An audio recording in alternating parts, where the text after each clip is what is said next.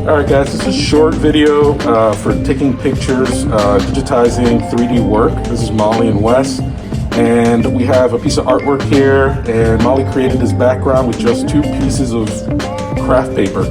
And so it looks really nice, and one of the things she did, she set it up right by this window.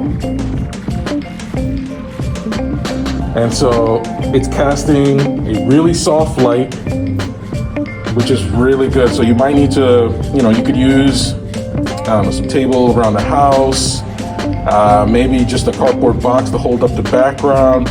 I mean, you can, mainly what you don't want is the background to be super busy to take away from the work, but you got a nice soft light. Now, I do want to show you something. If I move to the right, you can start seeing my shadows. My shadow get into the picture. That's one thing you want to be careful of. So right now, this would be a solid picture. You don't need a lot of negative space. Remember, the focus is your artwork. So I would take this picture. You do want some of the cast shadows to show up, so it shows it in place. Now, instead of moving, and with 3D work, what I usually do is take at least 3 pictures. And so what I would do is, I would just shift this over a little bit at a different angle, and then take another photo without having to move the background or move the camera itself. Now, usually I never shoot pictures from above unless it's like a bowl or a ceramic piece, but I might just move it around and show a different angle because this has a lot of details in it.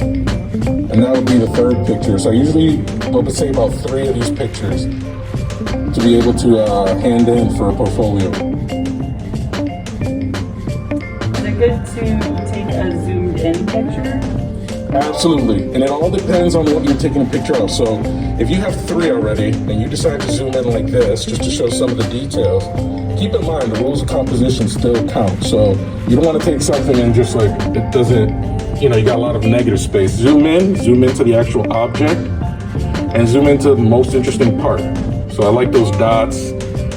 Maybe I'll just come right around, but you want to make sure you can still tell what it is, right? You don't zoom in and then be like, I'm not even sure what that is.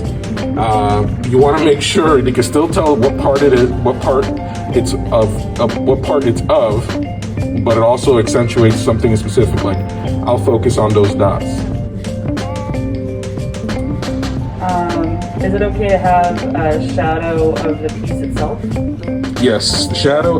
Now here's the thing, because it's 3D, you want to make sure that it shows, its form, right? That it is 3D. And so having shadows on it and under it are actually important because that shows this is not a flat piece, it has dimension to it. And so you want to accentuate that.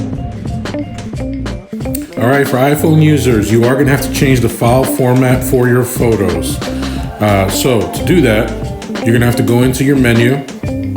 You're going to choose your settings, and then you're going to find the app for your camera, and the first choice is formats, and you're going to choose most compatible.